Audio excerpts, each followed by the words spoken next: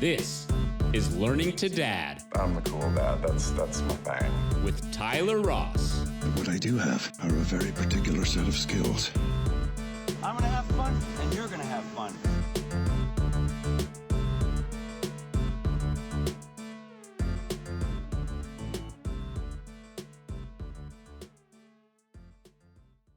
Hello, this is Tyler Ross, and we're doing Learning to Dad, a very special episode today with Sarrah Rose, who is the founder of Tantric Activation. She's a certified sex coach and specializes in men's sexuality. As a sex coach, Sarrah works with men to help them become advanced lovers and sexual masters. Sarrah understands that sexuality is linked to confidence in all areas of life, and from premature ejaculation to difficulty getting hard to porn addiction to inability to bring their women to orgasm. Sarrah guides men through these issues and more so that they can reach their goals. Sarrah, it's awesome to talk to you. Thank you for giving me your time today. Yeah, I'm glad to be here. Thanks for having me. Yeah, so we ended up connecting on Instagram because of our shared interest and newfound passion. You've got a couple stripes already in Jiu Jitsu. Yes, I love Jiu Jitsu.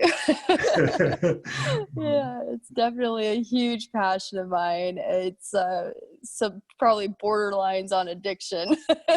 Well, I'll give a shout out to your Instagram accounts now. Of course, you've got at Tantric Activation, but also at Sarrah Rose Jiu Jitsu, which Sarrah is Sarrah, Sarrah Rose Jiu Jitsu. So if you're listening on your phone, pull it out, open Instagram, and give Sarrah a follow. But you've managed to get quite a following on both of those profiles. I'd love to talk to you a little bit about how you got into your business, if you don't mind sharing that. Yeah, absolutely. So Tantric Activation is my company. I started it, I guess, 3 years ago now. Prior to that, I was teaching more on a local level here in Austin, where I live. I'm just in-person courses, group classes, things like that, one-on-one coaching, but it was just very much local. And then my following did start to grow, and so people were wanting to work with me on an international level. And so I created a online course for men at that point called Stallion Training, and been selling that. And then I now do all my private coaching through video chat. So it's a 10-week program where we meet once a week through video chat. And then I give the guys a audio guide that they listen to and do practices to throughout the week. So both the online course and the private coaching can be done. They are done on your own without a partner. So guys that are in partnership, it's fine for them to do it. Or if they're single, they can do it also. So it's really something that all guys can do. Yeah, that's a really cool thing, and a topic that we've really not discussed at all because we've been so focused on the parent-child relationship. Every now and again, we get to like the parents' relationship as spouses. So I'll be really excited to kind of unpack some of these ideas on how your training and your experiences can, help what I expect are mostly men listening to this podcast, but any women that care to listen to it also. First, I'd be interested to know what we talked about already. Like what is your typical customer like? So my typical customer is really any guy, because what I'm able to offer men helps guys that may be struggling in the area of sexuality, or they feel like things are great and they want to take it to the next level. So the cool thing about Tantra is it's something that is so different from conventional sex, which is what most people have. And so when guys train in tantric sex, that's where the sexual mastery really comes in place. And not a lot of guys have done any training in Tantra. And so especially in relationships, when I get messages every single day from men, and their number one complaint or issue that they're having is that they're married, they love the woman that they're with, but they are so frustrated because they're not having sex anymore. And that's a really big issue for guys. And there are a lot of reasons for it. I definitely don't put the blame solely on men. I've actually worked with women in Austin still locally. I do a course with women every fall that's 12 weeks in person. So I get both perspectives of it. And women have to do their part as well. Like, they're very shut down, very repressed sexually because of the culture that we live in. And what happens in a relationship is initially we're driven by lust, which comes from the sex organs. It's testosterone driven. And both men and women are driven by this hormone, and it's biologically there, designed to get us out there finding the person to procreate with. And then we meet a person that we feel like we have this chemistry with, and we go through this period of romantic love. And this can only last between 4 and 18 months because it's driven in the brain by dopamine and adrenaline primarily. And literally, we would go crazy if it lasted longer than that. Our brains can't handle it. And so what happens in most relationships is they're like, wow, everything was amazing. And then between 4 and 18 months, those hormones start to fade, and the couple starts to look at each other a little more clearly. And they're like, what happened here? What have I gotten into? Why are things not the way they were? And they go through a lot of disillusionment in that period. And that is primarily designed to get couples to procreate in order, so that way they have a child. And then they're bonded by oxytocin in this next phase of the relationship that usually lasts up into about 4 years. And during that time, it's about this oxytocin bond, keeping them together to raise the child.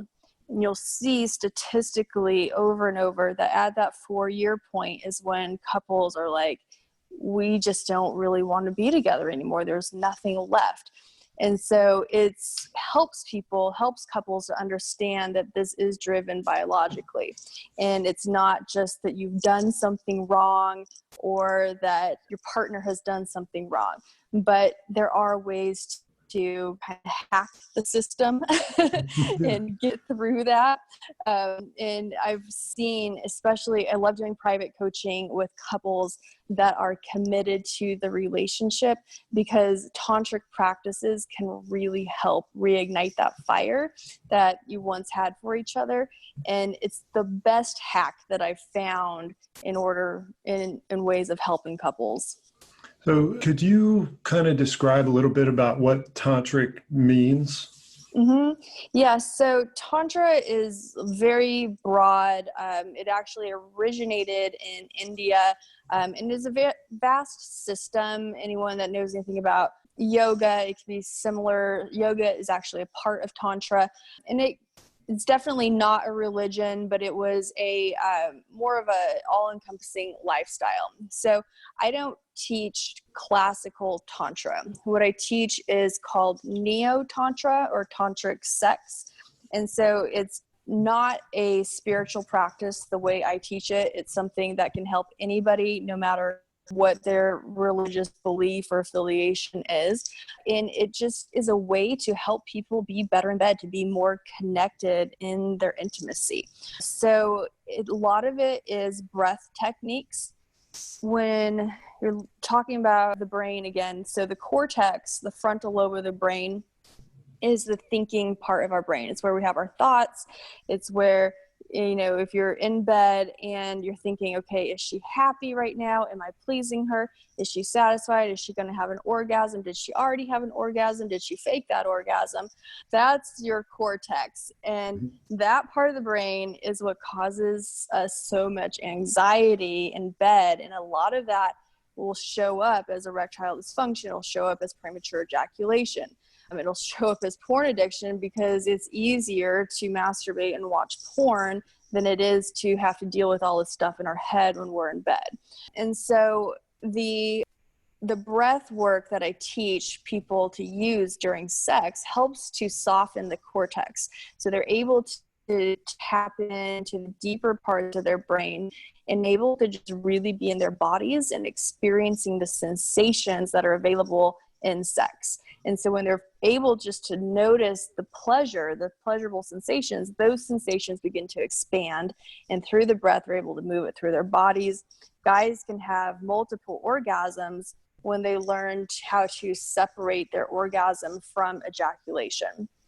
And so that's one of the things that I teach guys in Stallion Training, the online course, is separating orgasm from ejaculation, and then they can begin to have orgasms without ejaculation. They can have full body orgasms, and they can move their sexual energy through their body, which really helps with the stagnant energy that we see in a lot of couples that have been together for a long time.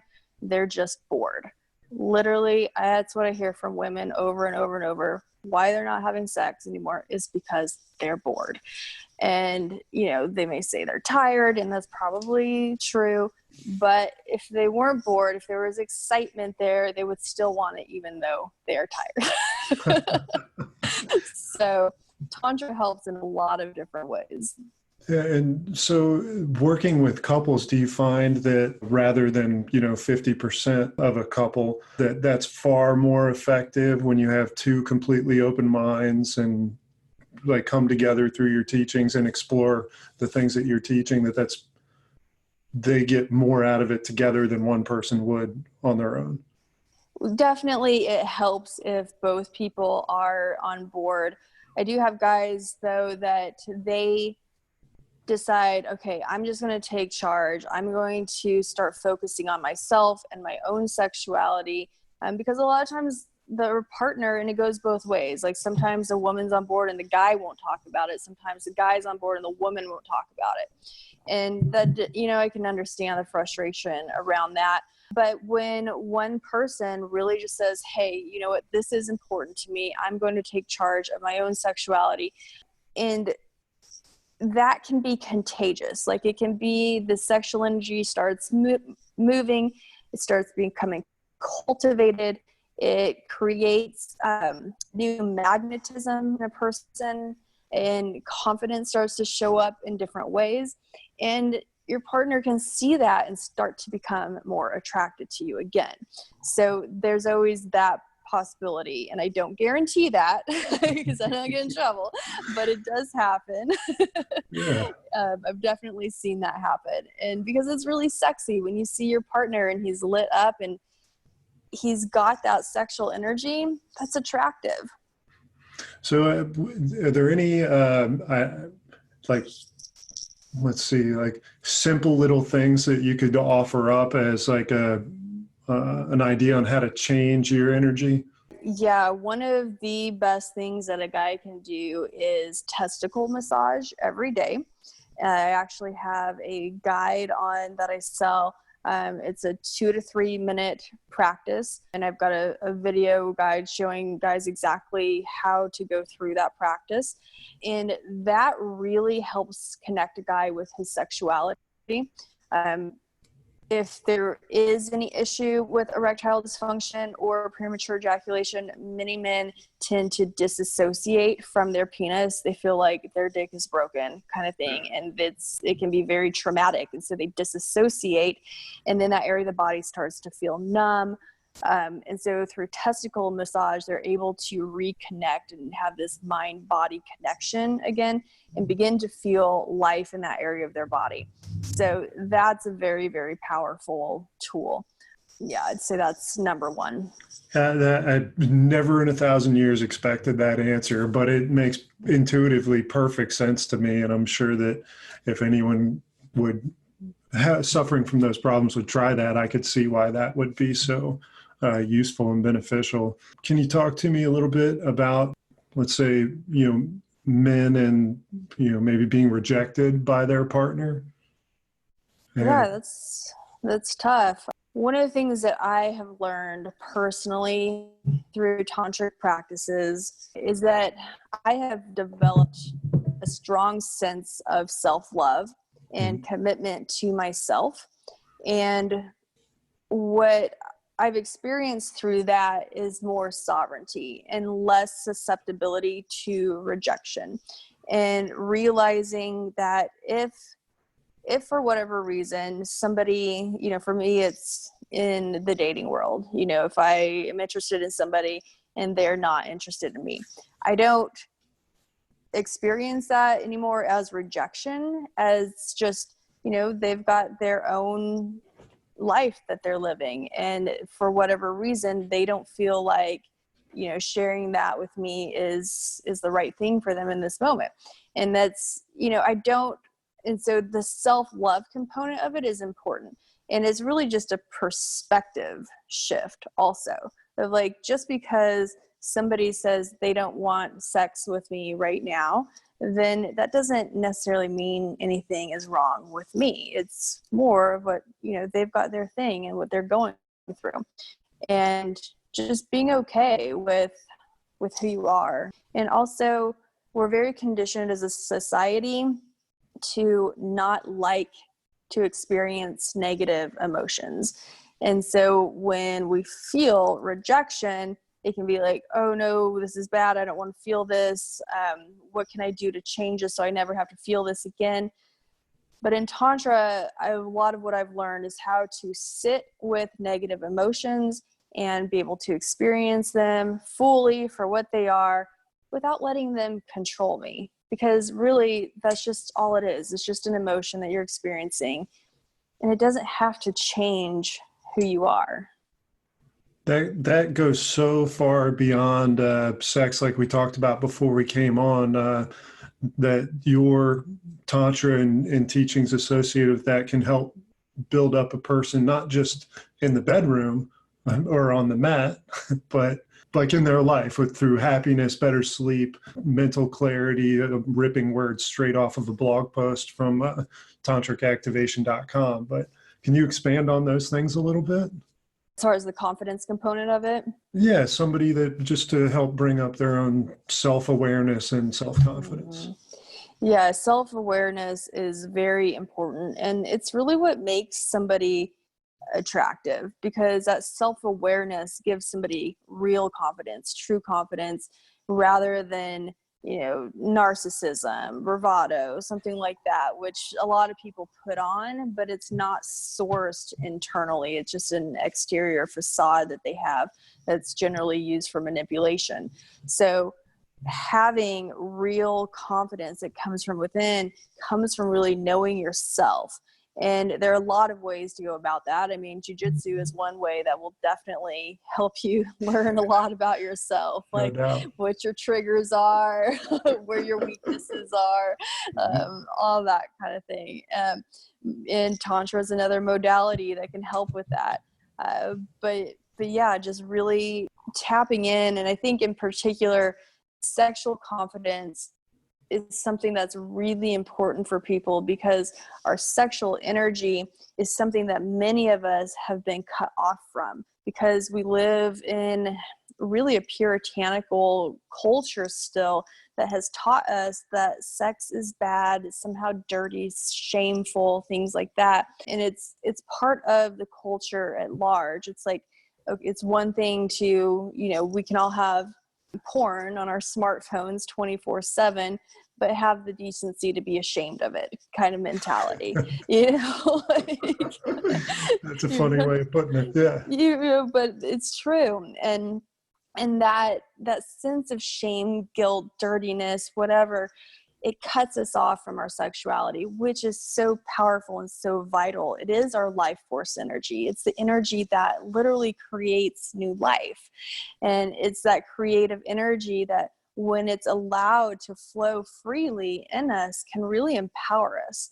It's not about being, doesn't have to be a sexually empowered person, doesn't have to look like a porn star, It's like somebody that just has this creative energy flowing and empowering them. I want to talk about energy a little bit, because I think a lot of people, when they hear the word energy, probably think of it in a very woo-woo way. I think of it in a very scientific way. This desk is energy, this computer's energy. It's all little atoms and things moving around, just like channels running up and down your legs and body. Could you kind of clarify what you mean when you talk about sexual energy? Yeah, absolutely. I mean, sexual energy is something that you feel, for one. Anytime you get turned on, you're like, yeah, that's my sexual energy kicked in. And that sexual energy is something that you can actually move in your body. And it's very scientific. You know, energy, matter is just energy slowed down. So you're right, everything is energy, and everything has just a different type of energy that's in our bodies, and it's derived from those sex hormones. Oh, could you talk to me a little bit about the difference in perspective, maybe across the average in your experience between men and women, and how they view sex? Because I know I view it a lot differently now than I did when I was 20 or 25. I'd like to think it's in a more mature way. But your clients, like, what's the big difference between their women and men's perspectives?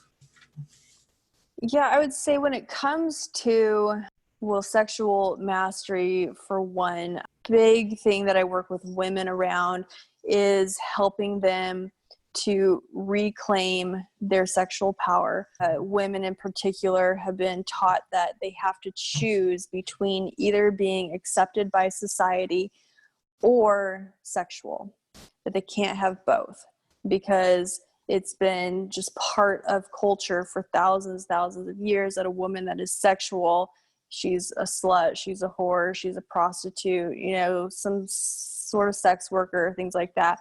And so women have to shut down, and that affects them when they're in marriage, because they carry that with them into their marriage. And so, like I said at the beginning, when biology kicks in and like the hormones are pumping, things may be great, but then that shame's going to catch up with her if it's not something that she's dealt with. If she's really been judgmental of her sexuality from the time of puberty or even before, then it's going to be hard for her to really be fully sexually expressive in her relationship with her husband, even though that's an area that maybe she's been taught, like, it's okay. But if you're the neural pathways in our brain, those form really deep grooves. And so if you're taught from the time that you're a child that sexuality is something to be ashamed of and hidden and not fully enjoyed and expressed, then even when you become married and it's suddenly okay, those neural pathways are still there. And so I work with women a lot around creating new neural pathways that help them experience pleasure with their sexuality rather than the shame or the guilt that they've had before. That's really wonderful. Yeah. And so that's there for women. And also, orgasm is something that you can train your body to do. And so the more that a woman trains her body to orgasm, and I teach this through masturbation practices, because that's an area where women can relax and they can really explore their body and learn what pleases them more easily often than when she's with her partner. And so she can train her body to be able to orgasm more quickly. Guys, on the other hand, it's not always clearly, but for a lot of men, ejaculating too soon, orgasming too soon is a bigger issue. And so it's helping those guys be able to have more stamina to last longer in bed. And also for men, it's their pleasure. So for women, a lot of times their pleasure is derived from feeling like she's desired. And so if she's really feeling like you desire her, that's going to turn her on. Men, because of the idea that's pervasive in our culture, the whole rape culture type of mentality that we have towards men are very concerned with, is she experiencing pleasure? Because if she's experiencing pleasure, then that means that he is not doing harm. And guys are concerned that they're doing harm, because most of the guys out there are good guys. They're not rapists, but they've been lumped into this whole category because we just have really so many issues with sexuality in society. And so a guy is very concerned with, is she experiencing pleasure? And that's what turns him on. He wants to know she's experiencing pleasure, because then he knows he's not causing harm. That makes perfect sense to me. So with that in mind, Could you kind of shine some light for men or women, both, anybody, who have sex and may not get their partner to orgasm, and how they can or should feel about that? Yeah, I have, I mean, there's definitely the mechanics of it that are important to learn. And it's a part of sex education that is, I'm happy to fill that void. And I have a course on that on my website. It's called Pussyology, and it's all about teaching guys the ins and outs of how to please her. And it's just very much of like, these are the mechanics of it. These are the things you just got to learn. And then what I tell guys is learn how to do that, master that, and then forget about it. Because so many guys get very focused on the orgasm. Is she coming? Did she come? How many orgasms did you have? Are you about to come? That kind of thing. And they miss out on the whole experience of having amazing sex with this amazing woman because they're so focused on the orgasm.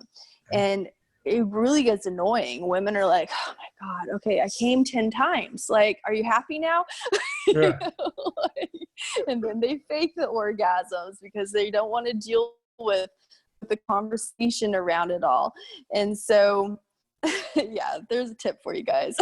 Learn how to do it and then just get in there and enjoy. Oh, gosh. Well, I want to circle back a little bit to porn. It's far more available than it's ever been. It's so easy to access. Does porn have a place in a relationship? I think that depends on the couple. I will say that study after study shows that where porn and where in societies where porn and sex workers are available, sexual violence goes down.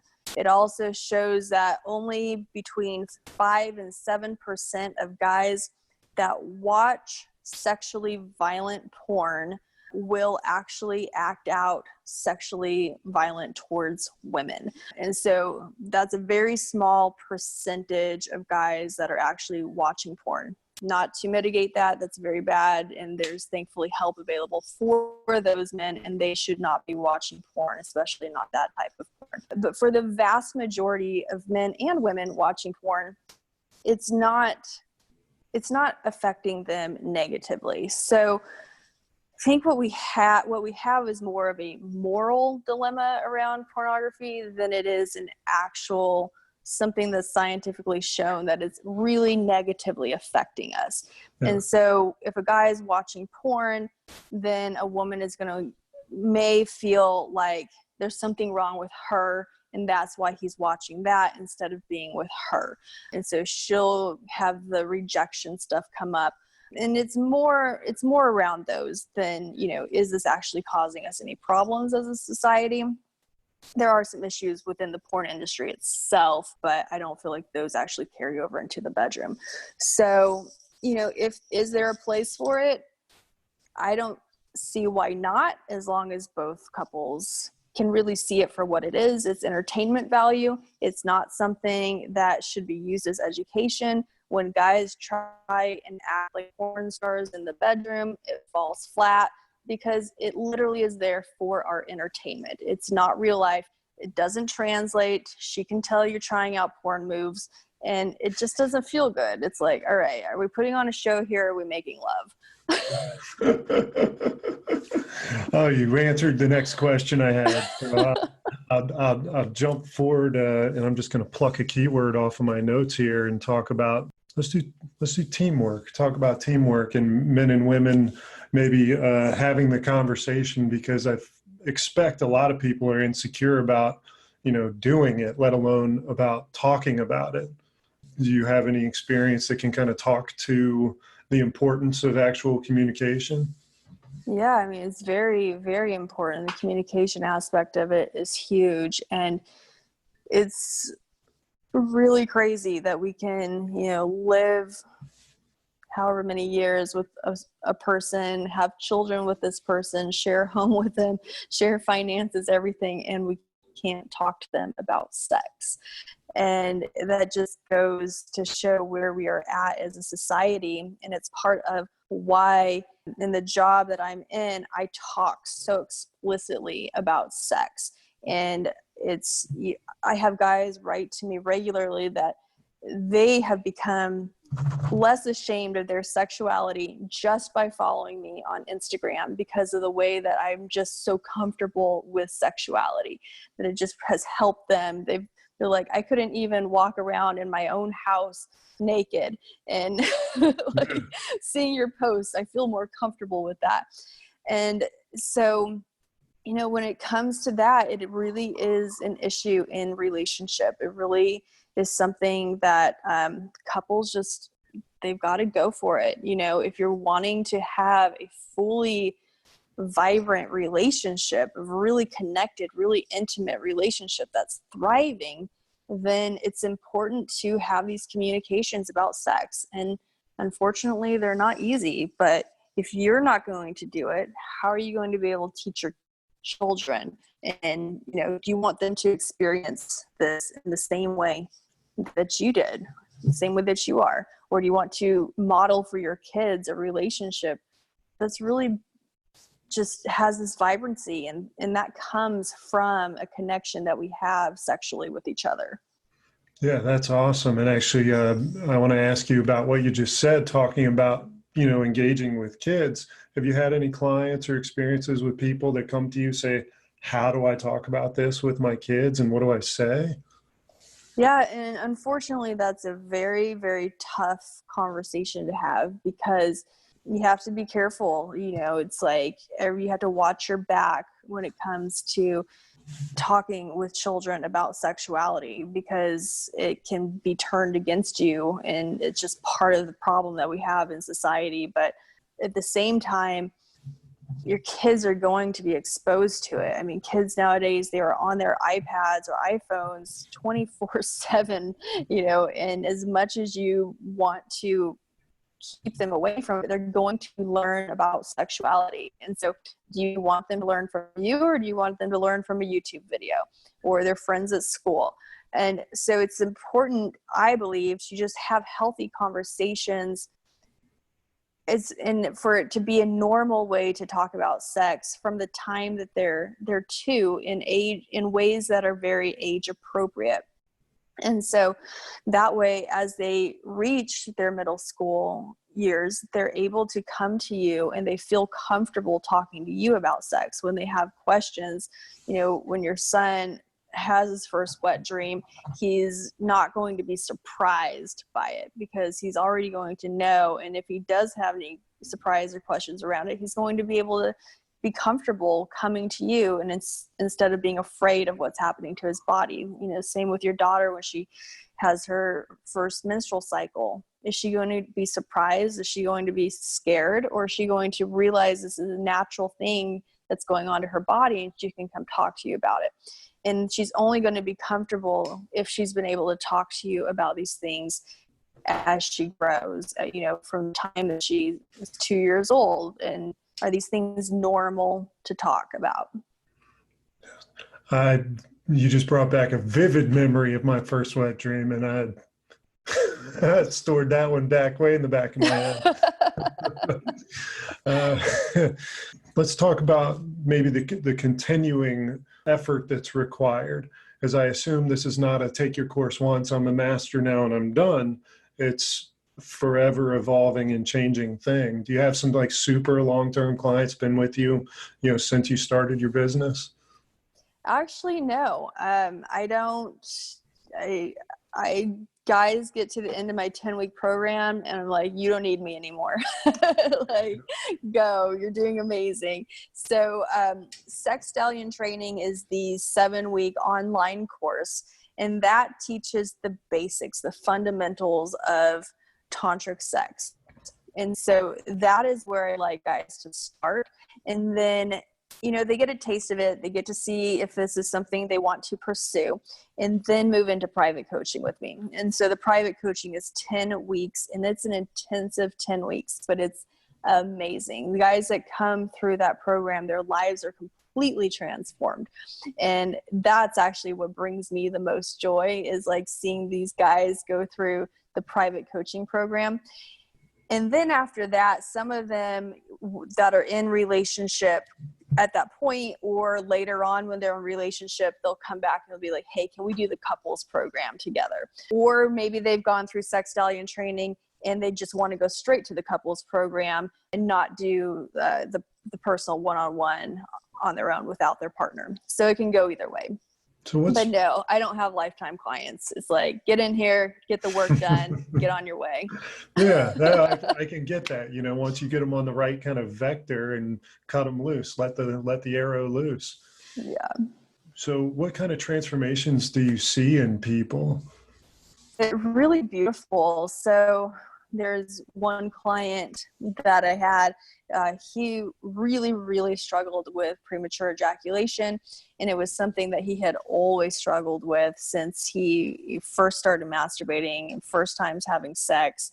And he had tried tantric practices before to try and help, and it hadn't helped.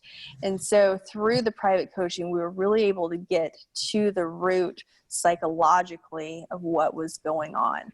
And after doing the 10 weeks with me, he's had zero issue.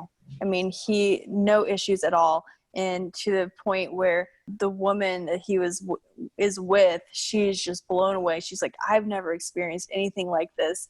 And he messaged me one day. He's like, Sarah, she says she's never experienced anything like this. I'm like, he's like, and I didn't know I could do this either. So that was amazing. Another guy, he was in a relationship and he had never had any issues with erectile dysfunction before, but he was experiencing it in this relationship. And so we were able to work through that. What he wrote about the experience was, he's 27 years old. It had all his, testosterone checked. Everything was fine. He never had issues before, but he felt like his penis and his balls were just shriveled up. And we were able to bring him back to a space of sexually thriving. And, now relationship he's in, no issues at all. And this is a combination between like mental effort, physical practices, breathing. It seems like so much is done through the breath with, Iceman Hoff, Wim Hof talking about it constantly. And it only makes sense that it would affect you, mind, body, spirit, sexual energy, and all of that. So has your business changed since you got started? What's the evolution of your business looked like? Yeah, it absolutely has changed. So I started out, I've actually done courses for not necessarily couples, but that were co-ed. And then I did a lot of work with women. And it's actually after getting my specialization to work with men, then I transitioned my business to make, the online course, all my branding, all of my future focuses more towards men. And I feel like that's been a really important change, because there's so much going on right now in society with the women's empowerment movement. And a lot of guys are feeling lost, left out. They don't know what to do. And so I have a way of helping guys feel empowered. They feel like they've been emasculated by the feminist movement, and that shows up in the bedroom. So I have a way of helping them work through that and to find that power, that masculine power again, in a way that's very holistic, and because there is the toxic masculinity that's out there that's rising up, and it's not as pervasive as, media would like for us to think, because most guys are not part of toxic masculinity, but that doesn't really empower guys. That, it may fuel their anger, but what's that going to do? Nothing. So this is a way where guys can rise up, where they can feel that masculine power again, where they can really feel empowered in the bedroom, which is where most guys would, if they had to say where in their life do you want to feel like you are the master, most guys would say in bed. And this is a way to do that, and it makes her happy too. Awesome. Well, let's talk about jiu-jitsu. Tell me about how jiu-jitsu's informed your, coaching.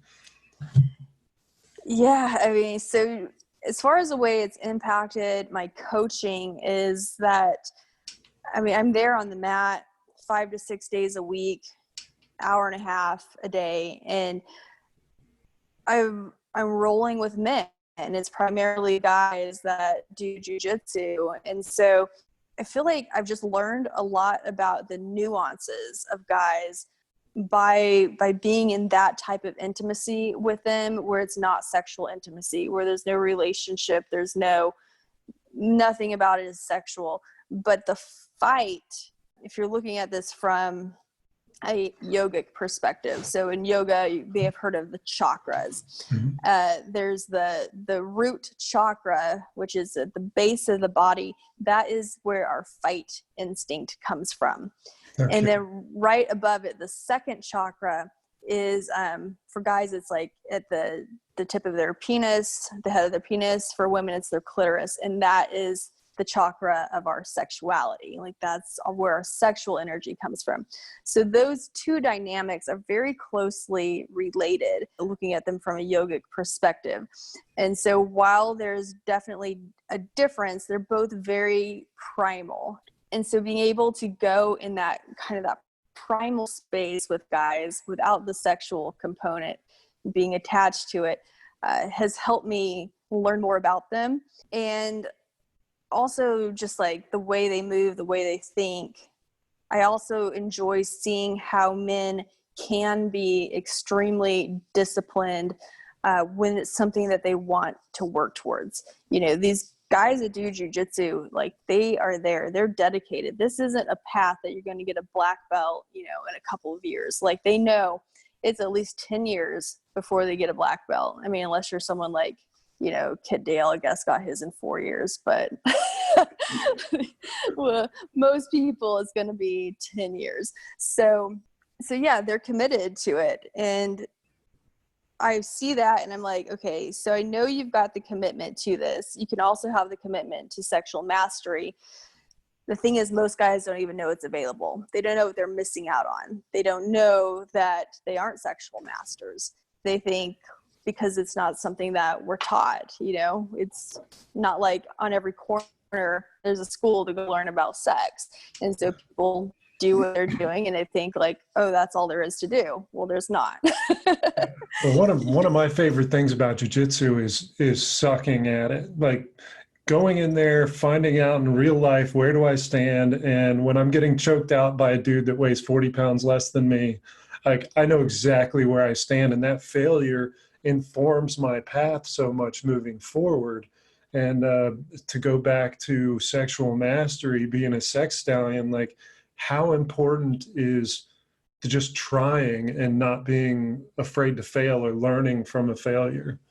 Yeah, absolutely. It's like when you're there on the mat, you're trying out different moves every time. Like every class, professor's going to say, okay, do this, do this, do this, do this. You're trying out new things.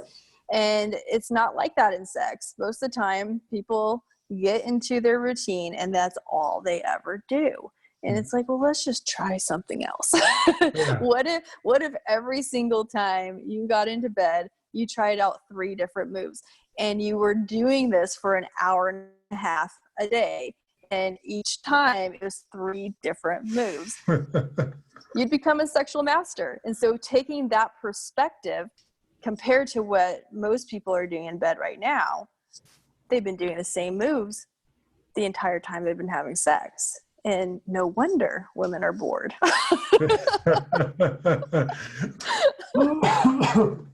Yeah. If I got caught in a heel hook every time I rolled with somebody, I wouldn't want to roll anymore. Yeah. So the idea of I find jujitsu can be terribly playful. Like just I'm laughing and having a conversation with whoever I'm rolling with quite often until I'm without blood going to my head.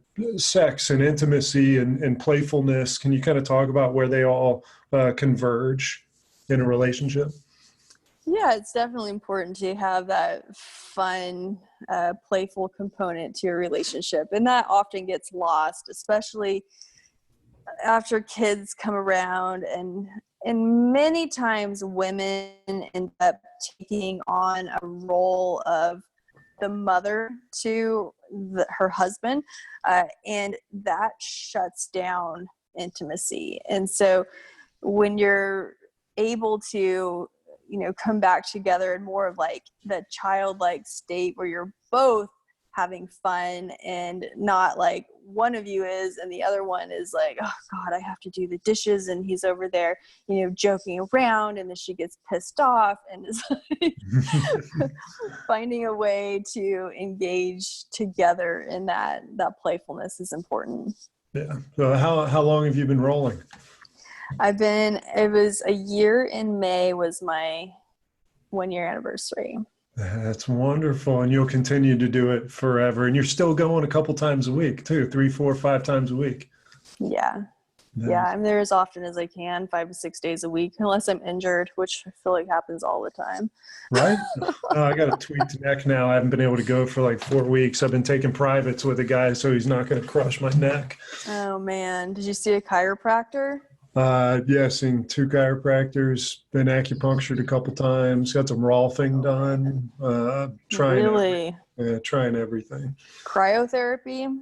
I haven't done that yet. I'll probably go to do an ice bath this week at some point, maybe a couple. Yeah. I do cryotherapy 5 times a week. No way. Yeah, because it just cuts down the inflammation, so that way I don't have to do ibuprofen or anything like that. Oh, yeah. Yeah, so every morning, first thing I do, I get up, I go do my cryotherapy.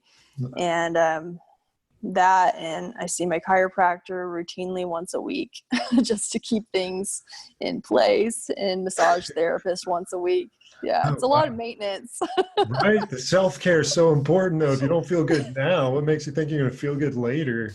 I know. I'll give a shout out to Haymarket RXR3 Recovery Lab, because they have a cryo chamber, and it's the only one I'm aware of within 30 miles of here. I got you back now. Cool. But yeah, so you're 4-stripe white, probably blue anytime now? No, I'm 2-stripe white. Two-stripe white. I'm at the Jean-Jacques Machado School here in Austin, have fantastic professors. I moved to this school in February. I had been at another school prior to that I actually was not being trained in Brazilian Jiu Jitsu. Mm-hmm. It's kind of a hodgepodge of other things being taught there. So my formal BJJ training actually started in February. So hoping now that I'm in a place where there's like really good quality teaching, that I'll be able to make some good progress.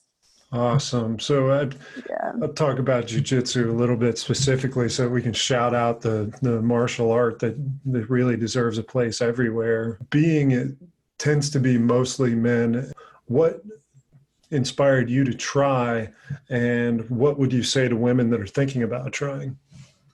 Well, what got me in the door was self-defense. Mm-hmm. That was what I went for. Having a large online presence, majority men, I definitely felt like it was important to know how to protect myself. And so, yeah, I didn't even know what jiu-jitsu was. I'd never heard of it.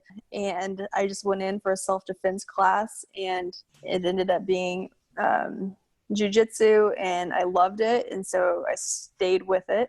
When I first started, I was like, I had no interest in the belt, no interest in stripes. I'm like, I'm just here to learn how to defend myself, And now I want to start competing, and I'm totally in the whole world. So how would you describe it to people that don't know the difference between that and Taekwondo or Judo or Tai Chi or anything?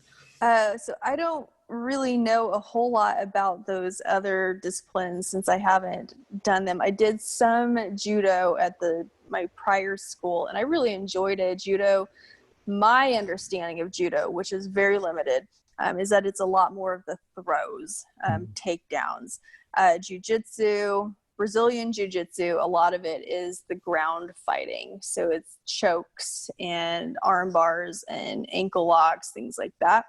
And yeah, I don't know anything about Taekwondo or any of those other ones, really. But it's mostly ground fighting and grappling, and like you say, and which, in my perception, from my man perspective, seems like the greatest martial art for self-defense for women, considering that women tend to be smaller on average than men tend to be on average, because the benefit is really born out of leverage and technique and skill as opposed to mass or strength. Is that fair to say? Yeah, absolutely. And the Gracies that started Brazilian Jiu Jitsu, I can't remember which one, but maybe it was all of them, but they actually designed it to be for the smaller person. So that's really just isn't inherent in the entire Brazilian Jiu-Jitsu lineage. Mm-hmm.